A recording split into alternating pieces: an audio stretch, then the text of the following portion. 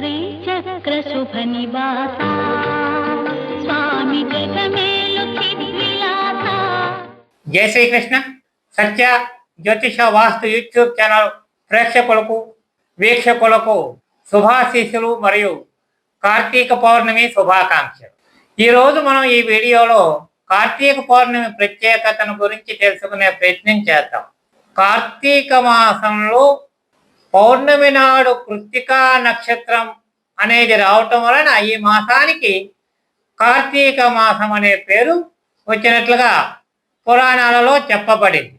ఈ కృత్తికా నక్షత్రం కార్తికేయ ఋషిది. కార్తికేయ ఋషి ఈ పౌర్ణమి నాడు కృత్తికా నక్షత్రంలో జన్మించడం వలన ఈ మాసానికి కార్తీక మాసం అనే పేరు వచ్చినట్లుగా కూడా మరో చోట మనకి తెలుస్తుంది.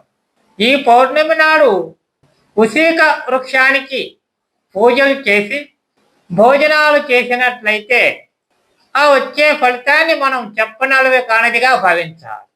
ఈ కార్తీక పౌర్ణమి నాడే త్రిపురాసురుడు ఈ కార్తీక పౌర్ణమి నాడే వేదాలను అపహరించి సముద్రంలో దాగి ఉన్న సోమకాసురుడు అనే రాక్షసుని శ్రీ మహావిష్ణువు వధించటానికి మత్స్యావతార రూపంలో ప్రవేశించడం జరుగుతుంది. అంటే మత్స్యావతార జననం కూడా ఈ కార్తీక పౌర్ణమిగా మనం చెప్పుకోవాలి.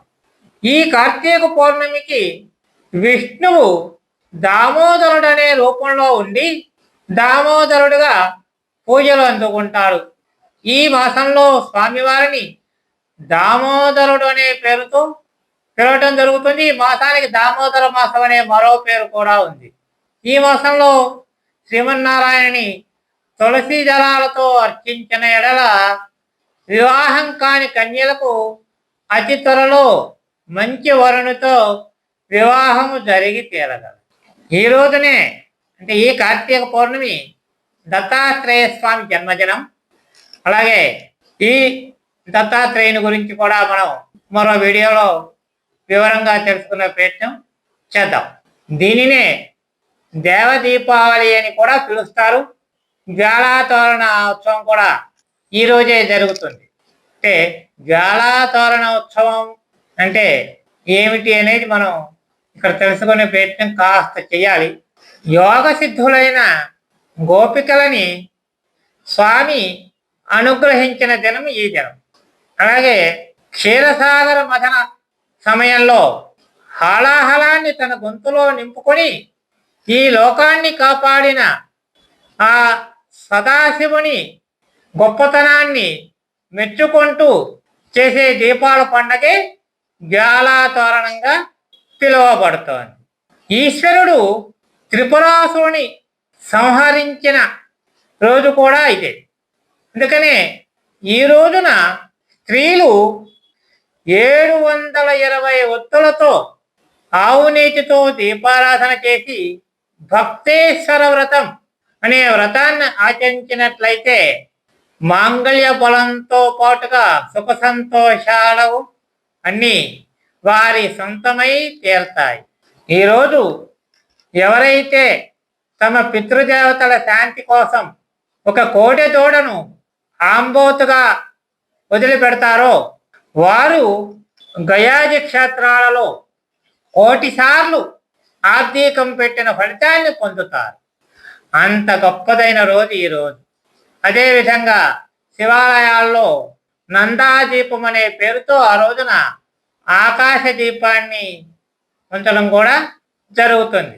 ఈ నందాదీపం విజయానికి సంకేతంగా మనం చెప్పుకోవాలి. మహిషాసుర వధ సందర్భంలో అనుకోని రీతిలో విచ్ఛిన్నమైన శివలింగం కారణంగా తనకు ఏర్పడిన పాపాన్ని తొలగించుకోవటానికి పార్వతీదేవి ఈ కార్తీక పౌర్ణమి వ్రత నిర్వహణ చేసి శాప విముక్తురాలైనట్లుగా కూడా పురాణాలలో ఒక కథ మనకి తెలుస్తుంది. ఇలాగా ఈ కార్తీక పౌర్ణమి ఎన్నో రకాలైన మంచి సంఘటనలకి కారణమవుతుంది. ఆ సమస్య ఈ సమస్య అని లేకుండా ఎవరైతే ఈ కార్తీక పౌర్ణమి నోములు చేసుకుంటారో, ఈ కార్తీక పౌర్ణమి వ్రత నిర్వహణను చేస్తారో, నిష్ఠ నియమాలతో ఆచరిస్తారో వారి కుటుంబానికి స్వామివారి శివకేశవ అనుగ్రహం ఇద్దరిది ఖచ్చితంగా లభించి తీరుతుంది. అంత గొప్పదైంది ఈ కార్తీక మాసం. పొలాల అమావాస్య గురించి మరో వీడియోలో మనం మరింత వివరంగా తెలుసుకునే ప్రయత్నం చేద్దాం. జై శ్రీకృష్ణ. స్వస్తి.